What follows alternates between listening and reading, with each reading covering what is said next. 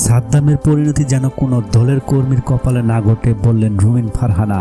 ব্রাহ্মণবাড়িয়া ২ সরাইল আশুগঞ্জ আসনের স্বতন্ত্র সংসদ সদস্য প্রার্থী ব্যারিস্টার রুমিন ফারহানা বলেছেন, যাদের পেছনে সাদ্দামের মতো কর্মীরা গত ১৫ বছর রাজনীতি করেছে, নেতা বানিয়েছে, তারাই আজ সাদ্দামের পরিবারের কোনো খোঁজ নেয়নি।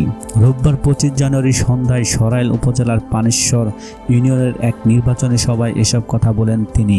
রুমিন ফারহানা বলেন, সাদ্দাম ছাত্রলীগ করত, কিন্তু ছাত্র দলেও গত ১৫ বছর এমন অনেক কর্মী ছিল, যে কর্মী নেতাকে নেতা বানাতে গিয়ে শেষ পর্যন্ত কারাগারে যায়, যার স্ত্রী সন্তান চরম হতাশায় আত্মহননের পথ বেছে নেয়। আপনারা কি এমন নেতা চান? বিএনপির অনেক বড় বড় কুতুবের মোবাইল ফোন বন্ধ ছিল, নম্বর ছিল বিদেশি, কর্মীরা সেই নম্বর জানতো না, তখন তারা আমাকে পেত। তাই নেতা বাছাইয়ের সময় সাবধান হন।